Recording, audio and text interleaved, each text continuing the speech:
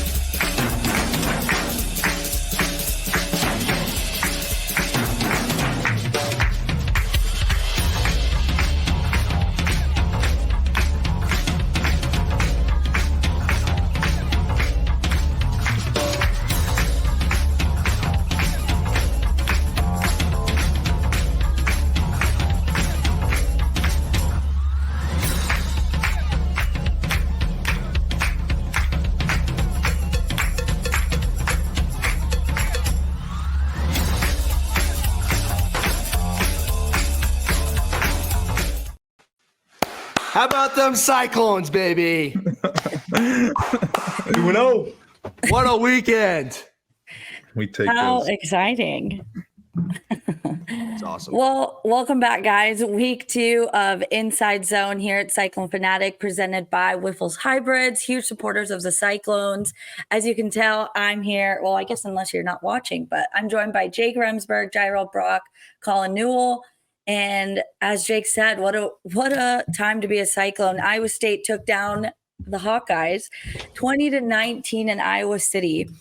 I mean, let's kick it off. Jake, you're fired up. How did you feel watching that win? Oh, man. I mean, let me tell you, as a fan, just watching on TV, a lot more stressful than out there on the field. It was an emotional roller coaster of an afternoon. But at the end of the day, we got the dub. What a game. What a performance.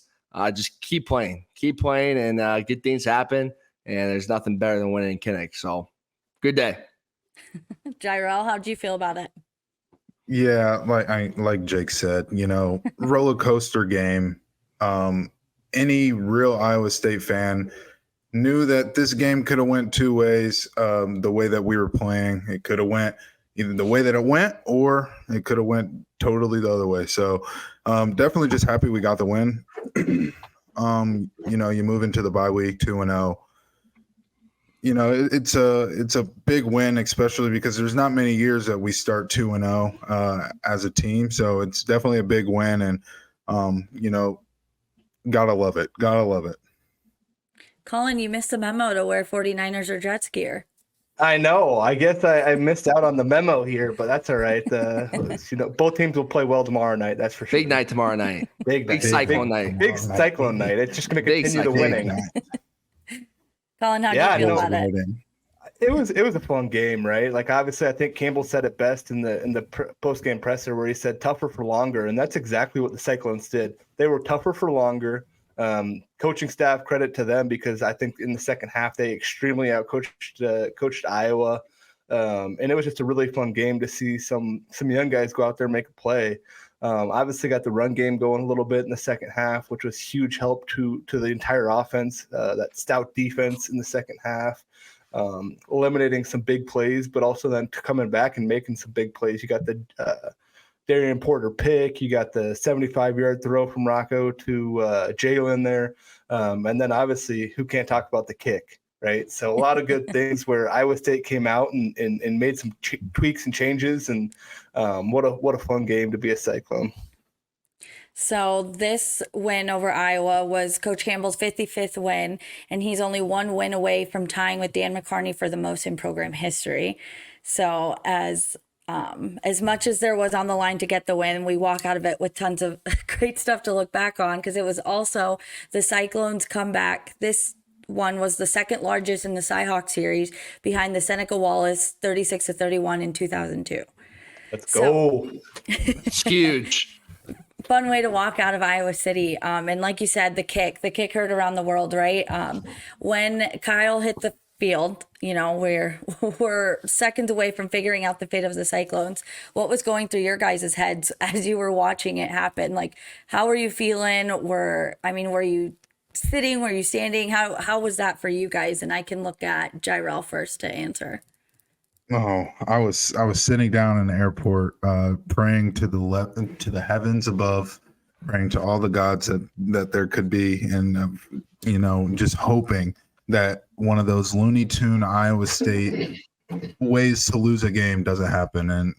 And thank God, it was a great snap, great hold, great kick. All you could do was just watch it go. It would have been good from 60. So I think we were definitely blessed to be in that position, and just blessed that didn't even happen. So love it. Got it. That's just a great way to end the game. Jirehl, I wish there was a recording of you in the airport, just in the middle of everyone, just jumping up and down, man. Waiting for my flight. Just waiting for my flight. In the flight, like about to get in Group A. About to get in Group A on Southwest. Big time. To get in Group A on Southwest, jumping up and down, screaming in Vegas. It was crazy. That's unreal, dude. I felt the same way though. I mean, I was at the edge of my seat. I could barely watch. If I was a player, I for sure would not have watched. I would have been, sitting on the O-line bench, just kind of looking down, waiting for that crowd reaction. And when you're on the road, you don't want any crowd reaction. So you want dead silence. And I'm sure that's what it was. And there's no better feeling than that. But once that kick hit, man, I had some friends over, and we were just bouncing off the walls. It was an all-time celebration here at the Remsburg household. I was talking to some buddies at the game, and they said you could have heard a pin drop when that thing threw. You got the small pockets of Cyclone fans, but other than that, it was quiet. I would argue that might be better than like a loud celebration as a player. Like how awesome that feeling is to make a whole stadium of 70,000. And they were rocking yesterday. Kinnick was rocking. I just watched the TV copy back today. And man, you could hear that stadium. And I know how loud it gets in there, but it sounded pretty loud yesterday to make that stadium go quiet. There's no better feeling than that. I don't know, Grammy. I would say that guys. That Texas walk off that Connor Sally hit. That was pretty sweet. I would put that up there for the crowd roar. Yeah, man. that would be. That was a special moment too. That was big. I kind of blacked out though. I kind of got hurt in the dog pile. That game. Like a lot of people, I think. Yeah, I didn't really remember much after that. So, when you guys have played there when you guys were athletes, what is the atmosphere like? Describe it when you're down there as players. It's crazy. Obviously, there's the people that are on the field, because Kinnick is like so tight. Like where Jack Trice, like you have so much room where you can have essentially zero fan interaction if you wanted to. If you're an opposing team, or even on the Iowa State team. So Oklahoma State and then Iowa are really, really the tightest ones. TCU is pretty tight too, Oklahoma. But Jack Trice is unique. But in Iowa, obviously those people that are there, they're big time Iowa fans. And they have nothing good to say to you. They have nothing nice to say to you because you're the opponent. And in that situation, you went in there and kicked their ass. So that was a sweet situation. I'm sure they got a lot of grief. I'm sure they heard a lot of things. But hey, we're getting the last laugh at that one. There's no better feeling than something like that happening, and you're kind of hearing it from an all game. And you might even have that one person picked out. There's multiple occasions where you look up and you know exactly who's saying it, and you got them picked out. And then once that kick kicks, you look right back up at them and not even do anything crazy. Just give them a little smile, and you can just see the defeat in their face. There's no better feeling than that. I think of TCU in 2020 when we were hearing it from those guys on the sideline, and we ended up winning the game. And just looking at them, and at the end of the game there's no better feeling than that. Yeah, I mean, go ahead, Jirehl. When we played in Kinnick, like to me, it was like the first two drives were like the loudest, and then after that, everything just your ears got used to it. It was just a lot more smoother. So, I mean, if we're talking about just in Kinnick, I think at the beginning, obviously everybody's just more riled up, but as the game goes on, you kind of get used to it. And then obviously big downs, those are just you know, when you're trying, I understand why there's so many mental mistakes. You wish that they didn't happen, but it's going to happen to everybody. Just those happening because of how loud it is, and you can't really hear the checks and everything like that. So, you know, at Kinnick, it was just the beginning of the game for me. And then throughout the game, I kind of just got used to it. You do get used to it for sure. Looking back at the game, talk me through what you guys were thinking during that first half. What were your takeaways about how Iowa State performed, and how you saw them really kind of change things up from kind of, you know, a tough start. There were so many penalties. I think that's when, I can't remember exactly when Rocco had that interception. You know, talk me through your thoughts on that one. Colin, I'll look to you first. Yeah, obviously Iowa came out and threw a punch right away. That defense, I feel like, really just adjusted. And that's Coach Haycock, I feel like, to a T. You know, someone throws something at him, he knows exactly what they're doing after the first drive or two, and before you know it, Coach Haycock has a change. He's got his curveball that he's going to throw up, and obviously coming out of the second half, we made a huge adjustment, and it was kind of cool to see what we did there. But early on, I felt like we were committed to the run a little bit more than we were last week, which I've ultimately, in my opinion, really opened up a lot of things down the road. Knowing that they still had to honor it. Obviously, Abu can make big plays in really fast time. So staying committed to the run. We also got the tight ends going in the pass game a little bit. We saw Steve O'Clock. We saw Bramer, a couple of those guys who all were out there making plays and getting active in the run game. And then obviously Jalen and Jaden made another huge day catching the ball and throwing the ball. So I think the run game got going really in the second half, but I think the coaching job was just phenomenal, and you can't say enough about what the offense and defense. Taylor Mouser going in there for first time OC, going in and play Iowa and making some shot plays. I think just looking here, receiving, Jalen had a 75-yard catch. Jaden had an 18-yard catch. Steve-O had a 28-yard catch. Bramer had a 21-yard catch. So we had some explosive plays in the pass game. Absolutely. You know, watching a game like that, all you got to say to yourself, and it goes back to kind of my Coach Campbell in my head, like we were talking about last week. You just got to stay in it. Just stay in it. Keep fighting. Next play. I can't tell you how many numerous situations, and I for sure in fall camp this past fall, where Haycock's out on the field just screaming, "Hey, stay with it. Stay in the game. Next play. Next K. Keep fighting. So that's what I was telling myself on my couch. I'm like, all right, we just got to stay in this. We just got to keep fighting, stay with it. And I think that's what we did, and it pays dividends. It's a philosophy that works. And I knew in that game, some point in the game, the tide would turn, and we would have opportunities to go and win the game. So I was nervous, but like I was not worried about the first half. I knew we'd put a good plan in place. Coach Haycock. The offense, I know we'd go back, make adjustments, and I know we'd be coming out the second half and keep playing the next play. So, yeah, I mean, if we're gonna keep it 100% honest, the first half was it wasn't very good football. I think we made a lot of mistakes. I mean, but going into a place like Iowa, like I said before, especially when you're starting your first offensive drive on the 1 yard line. I don't know how you expect it to really go. Right. But it kind of went how I expected it to go, if I'm going to keep it 100% honest, especially when starting on the 1 yard line. Like, we've been there before. We know how that feels. All of us here, we know how that feels starting on the 1 yard line there. And it's not an easy place. It's not an easy place to be. I think they got out of it and then got themselves back into it pretty bad, just with the penalties. And then when the next possession, Rocco throws an interception. It wasn't an ideal place to throw the interception, especially giving the defense another bad field position to have to start with. So when things like that happen in the first quarter, it kind of makes the whole half just go in the opposite direction until you can get into the locker room and make some adjustments. And that's exactly what they did. Got into the locker room, made a lot of adjustments. The defense played immaculately in the second half.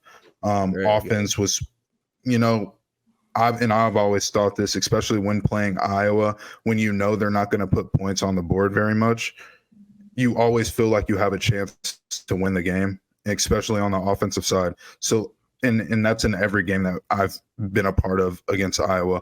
You always feel like you have a chance because we know we can put up points in a fast clip. We know that our defense can stop them from putting up points. So you always have that belief in your mind that you can win. And that's exactly what happened.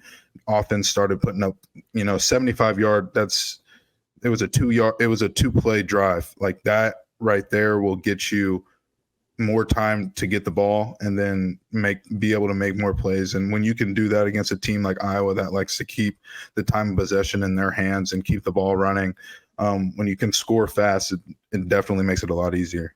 Yeah, talk about having a tough start to the game and being backed up on the 1 in Kinnick. That's a tough start to the game. That's not favorable at all. But they got out of it, didn't let up a safety by any means. So that was good. But that's a tough way to start a game, I tell you what.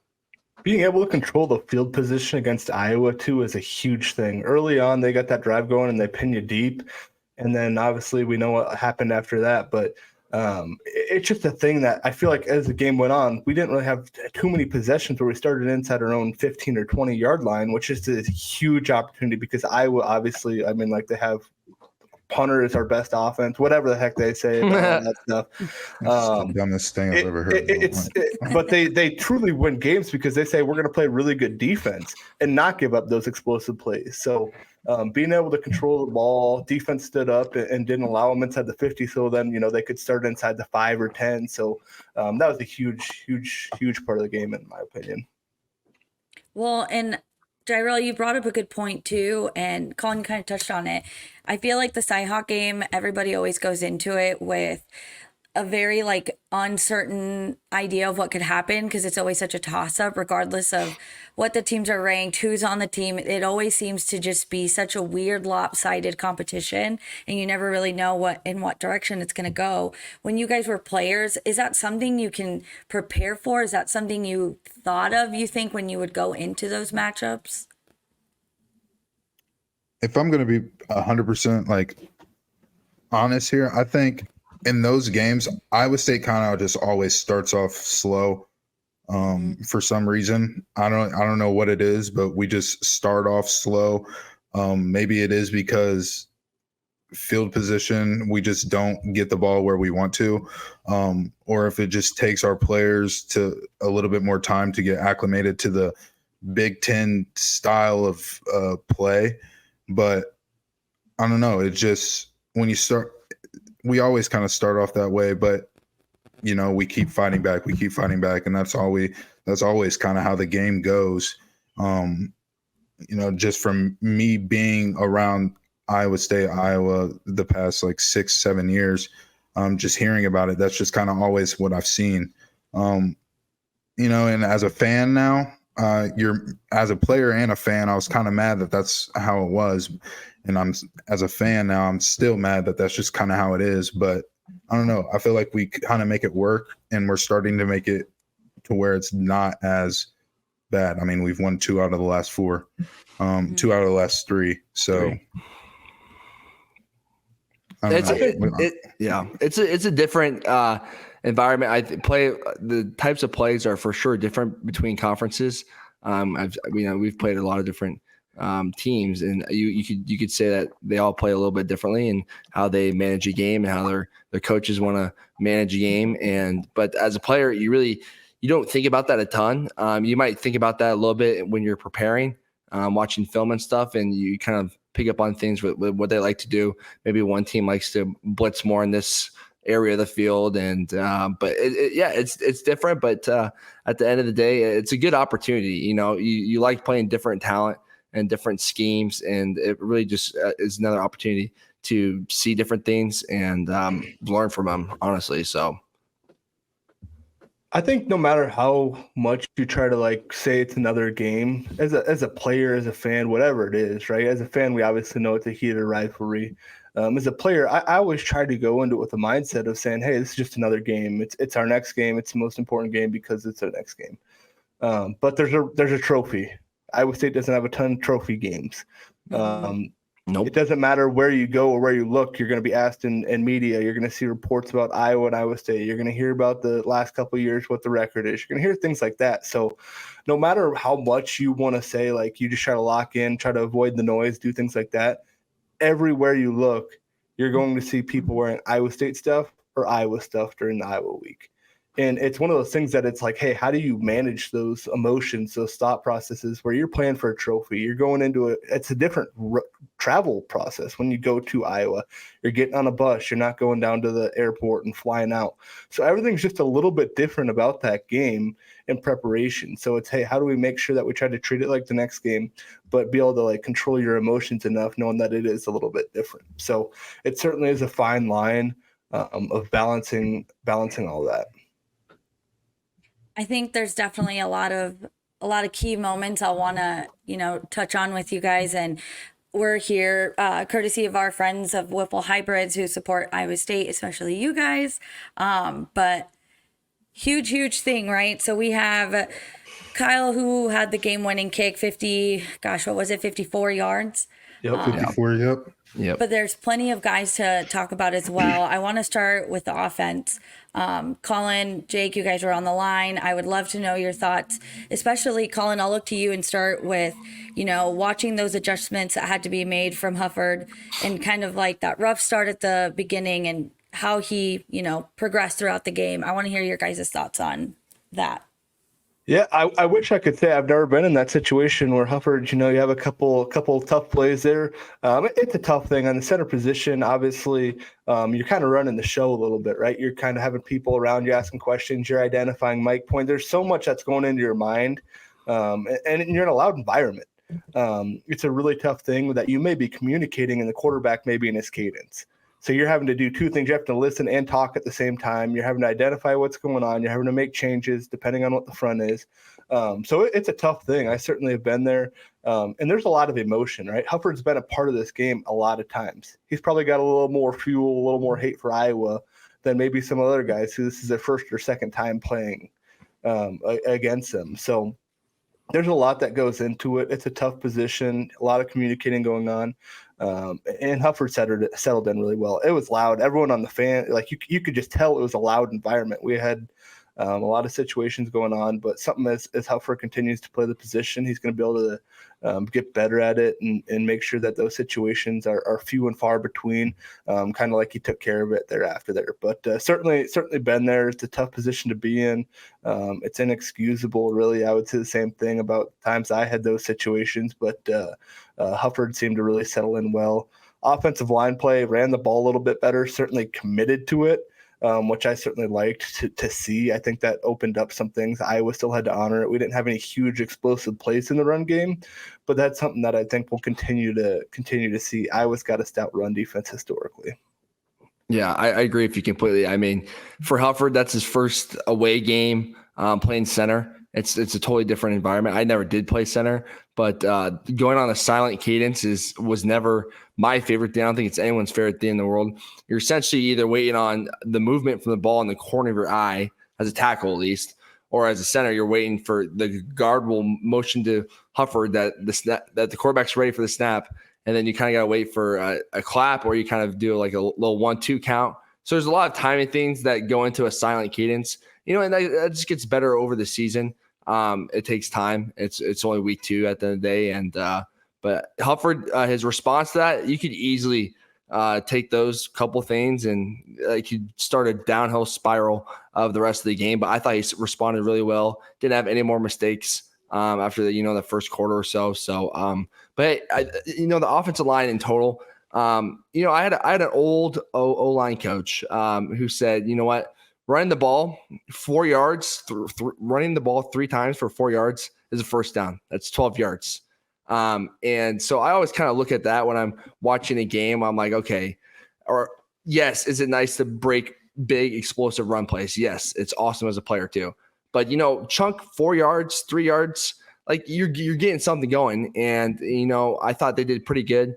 At least developing throughout the game. Obviously the start probably wasn't great, but Newell hit on it. Their D line is fundamentally sound. We've known this.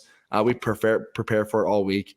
The announcers, and let's just talk about that. How cool was that game on CBS? Like, that's like a childhood dream of mine. Like that was awesome. And so, but those announcers were hitting on it too. Like they were hitting on Iowa's D line and how, they use their hands and they fit gaps really well. And they kind of trust their scheme on defense. So it's a hard team to run the ball against. I think we talked about it last week. I mean, there's probably not a lot of running backs that have done historically well in Kinnick Stadium as a visiting team, except Jirehl and Saquon Barkley. But no, you know what? That's what I was looking for. And what I saw is, it might not start perfect, especially on the O-line. This takes time. The best O-lines develop throughout the season, game by game. They just start building on top of each game. And that's when you get a really good offensive line.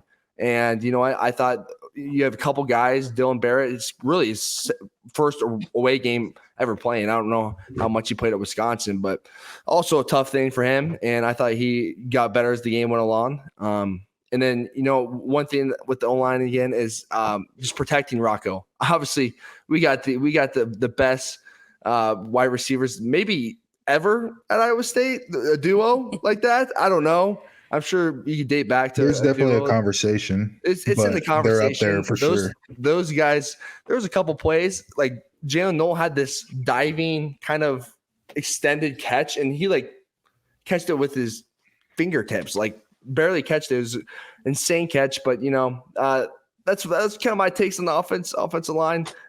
You saw development throughout the game, and that's what you were really looking for. But we got to keep Rocco clean. We got to keep Rocco healthy. You got to give them enough time to make sure those playmakers are getting the ball in their hands. One last thing that I'm going to say is after that first time, when you're backed up like that, the crowd's going to be louder because there's a big opportunity for Iowa's defense to do something. You're in Right. 3rd and 10 situations like that. It's an offensive line. If you can eliminate that and you can get into 2nd and 6, 3rd and 4, things like that, the crowd's just not going to be as loud. So being able to effectively manage game, especially as an offensive coordinator, and then as a team and the players, and setting yourself in that situation where you're in 3rd down and manageable, the crowd just naturally is not going to be as loud. So you're setting yourself up there, especially in a stadium like Kinnick, that you're going to have a lot better opportunity for yourself and for your team to be able to go out there and execute. 100%. Yeah, I definitely wouldn't want to be an offensive lineman in that position back there.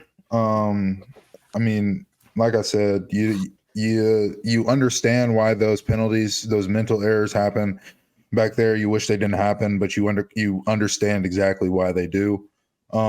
I mean, I'd say because Carson Hansen had the one penalty backed up too, and I'm looking at him like, Carson, you're running back. Just watch the ball be snapped, and that's all you got to do. And I know as soon as he went over to the sideline, I know Sheldon pulled him to the side because I remember Sheldon pulling me to the side saying, just watch the ball.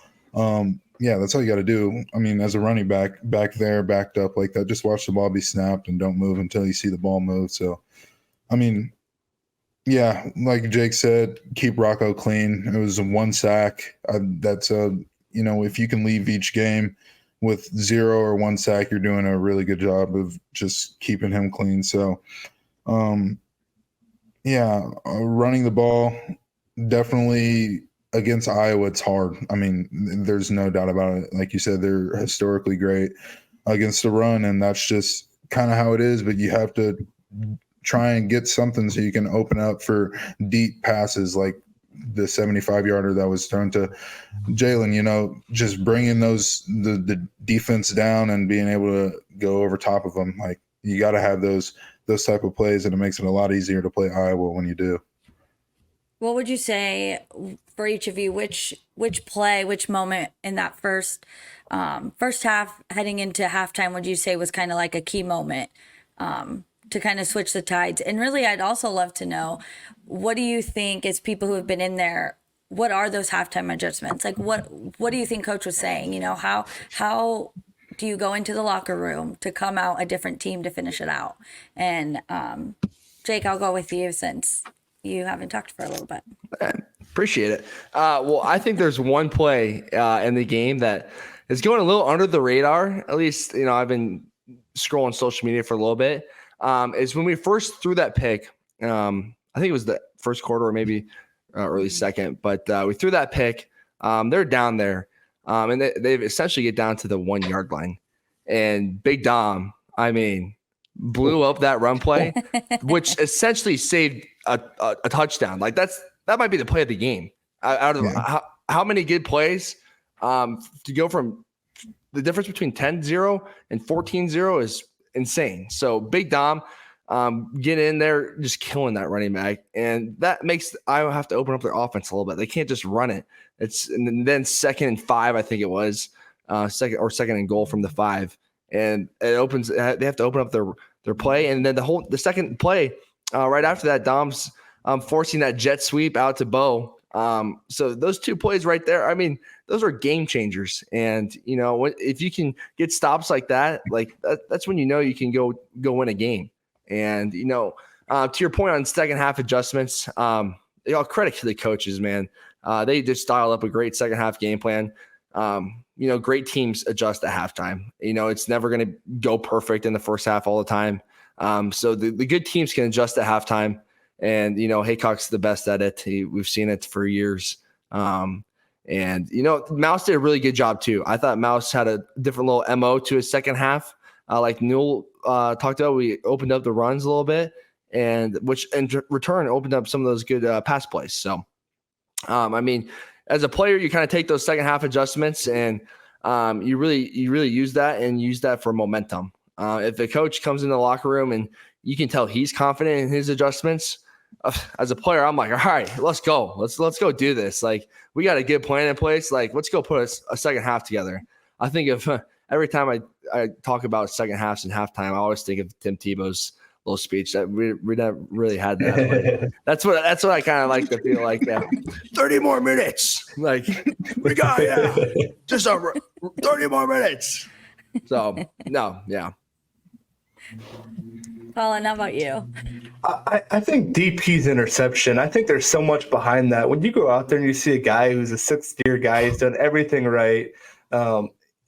There's just certain guys that when they make a play, it just seems like it's like, holy crap, it's just infectious. It fills the team with energy. And I feel like Darian Porter, without being on the team, but just seeing how guys respond in situations like that. When you go out there and you see a guy who does everything right, works his butt off, go out and makes a big play. One huge thing about that play, too, is we got pressure on the quarterback. He's leaning back. He's throwing that ball up, and DP's in the position to go out there and make a big play. We go down and we get our first points out of that. That really is that point where we got the energy to go out there and make a play. But I think Jake is absolutely right, too. Big Dom Orange, man, oh, man. I think we had 8 tackles for loss in that game. The D-line went to work. Yeah, like that defensive line, what they did, making sure those linebackers were clean, really, too. So it was awesome to see 8 tackles for loss. Anytime that you have that, you're setting them up in second and 12 or third and 8, things like that, and you're saying, hey, we can get after this quarterback. He obviously came out hot, but he had more of a stat line like we heard in his preseason fall camp stuff than what he started off as. So it was certainly good to see that that defensive line was able to really get pressure. I like seeing Dom at defensive end a little bit. Yeah, that was kind of a sweet situation. But hey, we said we're going to stop the run here. Obviously, Iowa still ran the ball halfway effectively, but 8 tackles for loss certainly does set them back in the chains.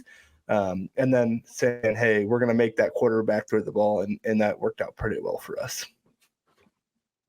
No, I think, like, if we're going to talk first half, things that started to turn the tide for us going into halftime is definitely Big Dom getting that tackle for loss. Like you said, it's so much easier as a defense when you start them in a negative. And then I think our secondary locked up the rest of that drive and forced them to kick a field goal.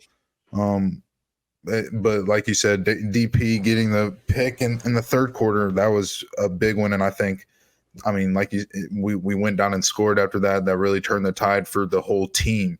That one right there, and going and scoring was big. Jaden Higgins was with an immaculate. He intercepted an interception. That's exactly what he did. So, you can say that. I don't know, that can go for like catch of the year along with Jalen last year. I think last week. I think Jaden's was more like difficult just because it could have been an interception going the other way as well. Like it was literally in the other guy's hands. But when you get a play like that, it kind of everybody seems to like, okay, let's go. And then they get the stop when Iowa goes and scores, and then they go for a 2. Like I don't think that play is being talked about enough, really. When stopping that 2-point conversion, we wouldn't be sitting here talking right now about a field goal. They would have had to launch a Hail Mary like Iowa did. So getting a 2-point conversion stop like that, I think that was huge. I'm so happy for DP, man. That guy just has put his head down for years. We came in with him, man. I know, man. Were you guys the same grade as DP? Yeah. We all came in with DP. DP was actually, I believe, the second recruit after myself in our recruiting class. I believe. I might be off by one person, but Jake was the very first one. Oh yeah, junior year. No, okay, you weren't the first one, but you were the first one that stayed. Yep. First one that stayed, the commitment. But yeah, that guy is just coming to work. We're good friends with his family and stuff, and so we're always together and around and stuff. They're awesome people. But he just comes into the facility every day, working, put his head down. I mean, he's a freak athlete. He's so fast. And to see dividends pay off like that. Technically he had 2 interceptions, right? Because the last play of the game. He had 2. Had the stats. I see you, boy. And that put us over the top for the turnover battle, too. Oh, Campbell. Over the top for the turnover battle. Campbell loved that today. Absolutely love it. He wouldn't even care that it was at the end of the game to win the game. Turnover battle is won, like no doubt. But yeah, I'm happy for that guy, man. He deserves it. He's put in the work, and especially in a game like that, being from Bettendorf. I'm sure his hometown is full of Hawkeye fans, and he's heard it for most of his life. But yeah, good for him, man. He silenced him. Yep, he did. He sure did. He came in as a wide receiver. You see a lot of those stories about position changes, and he's another one that's up there, like making a difference on the defensive side now. Our secondary is so much fun to watch too. I love really watching those They guys. fly around. And yeah. I mean, we were getting a little chippy out there too. Like, how about? I loved that. I loved seeing that. Like, we were pushing the guys around a little bit. I don't think Campbell would probably love it, but I loved it. Like, Campbell loves that. Campbell loves that. Whenever we were fighting in practice, he would act like he hated that. Yeah. But he was, I like that. Yeah, 100%. That was awesome. Just getting in those guys' face a little bit. And another point I wanted to talk about is our uniforms. I thought our uniforms are sweet. By the way, I know they're new this year. I love them. I don't know about you guys, but I think they look sweet. Everything looks way cooler when you win in Iowa. Yeah. I mean, you can put on anything really. But I agree. And they got to take pictures on. They got to take pictures on the field. We didn't because it was pouring rain. Yeah, it was pouring rain. Yeah. There's a picture of Jaden and Jalen with the trophy. That'd be an iconic picture for the rest of Iowa State's history. I don't know if you can find that or not, but it's on his Instagram, but it's a cool picture. I got a picture of me, X and Deckers holding that thing. I love that you guys bring up the pictures and stuff, because that was something I did also want to ask. Now that you guys are just, scrolling through, were you guys seeing all the tweets and all the pictures everybody was sharing after the game? Did you have a chance to see those? Oh yeah, that's always the fun part, especially when you get to go back on that field and you get to take that picture. Man, oh man. Well, especially after a win, like seeing the pictures and stuff on like that everybody takes, but like obviously after a loss, I'm not really looking for no pictures. Right. It's like, dang. Right. Oh yeah, there it is. Yup. That picture is iconic. That's an iconic picture. And he said, "My crib, take over your trap." That is iconic picture. That's so awesome. That's sweet. No, that's the fun part about winning things like that is the pictures and all that stuff after the game. The locker room. I remember when we won in Kinnick in 2022. That locker room was probably one of the best post game locker rooms. We really had, we had at least on the road. There's a lot of good ones in Jack Trice, but on the road, that locker room celebration is unlike any other. I feel like Texas, after they missed a field goal, I think that was probably the best. Oh yeah, in 2020. Texas after, that was probably the best one. I feel like that's like part of it too. Like you want to make it just another game, but when there's a trophy and you get to go out and take a picture and you get to go to the other side, it just adds a little bit more to that game. It does. Like, It you don't sure even know does. what's going It sure on, but does. it does. And that's another thing. Like, I feel like why kind of I was always prepared going into those games, because they have more of those games where they walk out with a trophy. Like we in the Big Ten, they always have those rivalry games where they leave with some type of weird name trophy. Like we don't have that in the Big 12. Yeah, no, it's a fun thing to win. That's for sure. Well, if you guys could add a trophy to a Big 12 game, what game would it be? Kansas State. Yeah, Kansas State they need a trophy for that game. They need a trophy. Yeah, for that game. I think that's the obvious one. What year is don't it that they ended that matchup? It's a couple years away, isn't it? Yeah, 26, it's a little bit down the road. I think It's 26. it's later than that. I think it's like 28 or something. I could be wrong, but That's so dumb. yeah, that's my favorite. That was at least my favorite Big 12 rival game. I despise Kansas State. I despise them. Everything they were two kind of programs that are fairly similar. We recruit the same. We kind of are same type of schools, agricultural schools, and you're kind of in the same boat. And to beat those guys, and I do not like the color purple, and so that's Their stadium is cool though. I do like their stadium. Yeah, their stadium is cool. It's fun to play in that stadium. That's for sure. 2019 was probably the worst game ever being a part of that I've felt with, because it was so windy and so rainy. Oh, yeah, that was miserable. Yeah. Looking back at some of the other key moments or really key players, how about the young guys? A lot of young guys had to step up. Specifically, I'll look at, what you guys thought about Cooper Ebel and Kale Brazina, I think is how you pronounce his last name. Yeah, he looks huge. He does. He's a He looks freshman. really impressive. He looks He like is Mike huge. Rose. It was a Mike Rose type game, dude. Oh my god! Think about Mike Rose's first I thought game. he played. I thought he Kinnick. played really well. And he was out there calling the defense. I don't know if you guys can tell, but he was the one in his headset, and he was. That's a hard job for a freshman to do. Oh yeah, Yeah, As a friend freshman. of the program. Friend friend of the program. Fanatic. He's huge. Look at Mendes. Ginormous, yeah. Yeah, he I is. think it's impressive because he didn't play at all last week. His first game that he played is in his college career is going into Kinnick Stadium as the starting Mike linebacker, and going out and making big plays sideline to sideline, leading those guys. I mean, it was so cool. Obviously, it's so sad to not have Caleb out there. But like to be a true freshman and going out there and making plays like that, like we got some really exciting linebacker core to look forward to, and that's just another great example of those coaches going out there and putting guys in positions, recruiting really, really good players where they can step in and that drop off isn't as big as we want to see it be. So that's super cool to see that he went out there and had a great game. I also thought Jacob Ellis played really well too. He was all over the ball too. Boy. I mean, talk about another guy that kind of waited a little bit. He's kind of had some injuries and, kind of battled through some things. And to see him play like he was playing yesterday, I mean, I was impressed. So when we were all, worried about our linebacker depth, we have depth at linebacker. And I was excited to see that.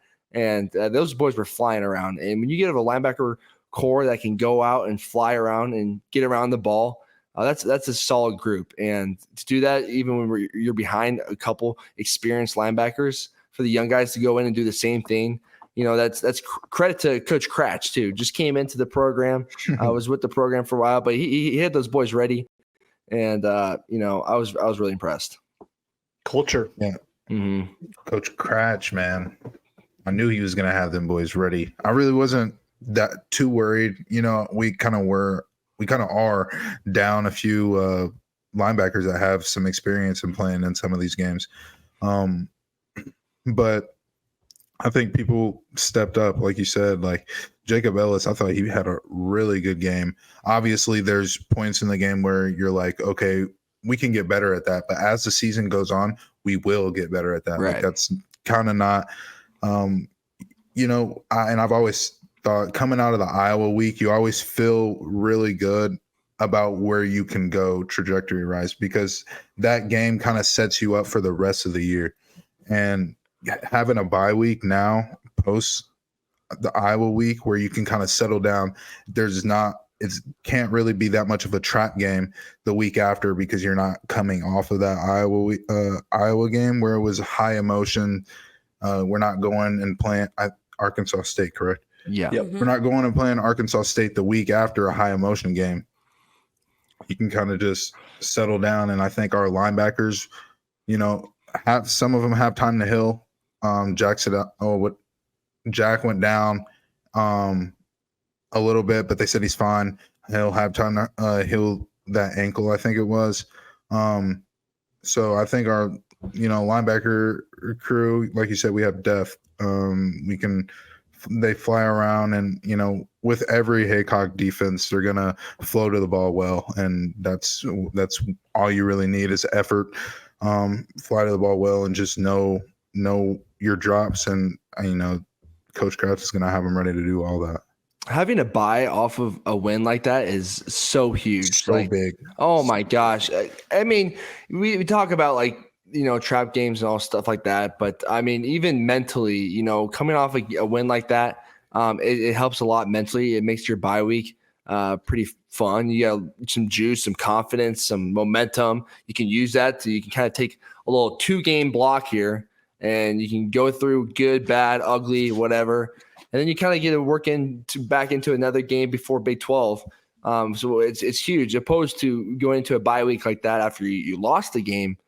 Then mentally you're like, oh man, that's got to sit with you until Arkansas State, and that's not fun because then you put pressure on yourself, and you if you have a good day, bad day at practice, then it always kind of ties back to that loss. But coming after a win, you can use that and you can continue to build confidence. So yeah, I like the early bye week. It's a tough thing to do. Obviously, you want to have that time perfectly and everything that you do, but getting some of those guys healthy, obviously, it's a physical game that they just went out and played in, and so much good film to go out there and watch. I think one thing, I don't want to look too far ahead, but going in and beating Iowa on the road in this new college football playoffs platform where it's 12 teams, I think that win is even bigger than what it may have been in years the past. Yeah, because Oh you can yeah, go out there definitely. and hopefully get through non-conference play and go in and have a pretty quality win like that on your resume. I think that's something to look forward to going forward. That's a good point. I didn't even think about that. Exactly. And I was watching, and they were talking about Iowa going into the college football playoff this year because it was 12 teams and needing this win against Iowa State. They really never needed that win. They always kind of just got it. But now everybody needs every win. This out of conference, being undefeated out of conference is going to be a big thing now going into conference because, every game means so much more now that there's 12 teams that get that opportunity. 100%. Well, with Iowa State being 2-0, they're officially ranked number 21 heading into this bye week. What do you guys think that Iowa State has to focus on? Is, they have 2 weeks before they're back in Jack Trice.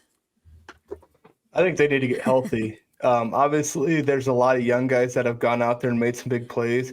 It's going to be a great time for them to kind of, hey, they've been in school for 2 weeks, 3 weeks, whatever the heck they've been in school for. Don't miss that at all.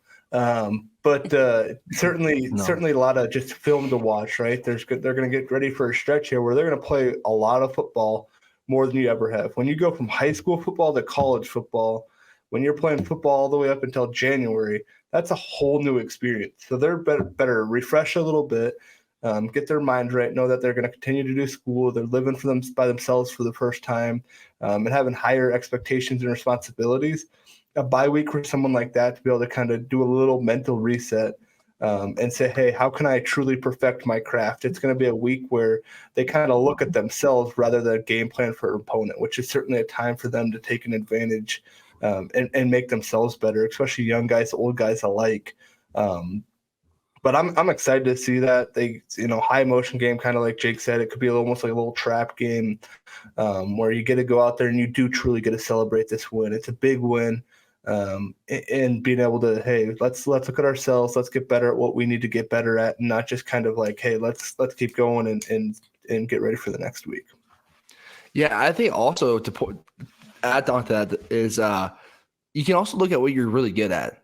and you can start to emphasize what you're really good at, and kind of continue to grow in those areas. I just give you an example here real quick. I think the offensive line is fantastic at pulling. I think they're fantastic. Every single one of them can pull. And, some of our best runs plays yesterday were counter and power and stuff like that.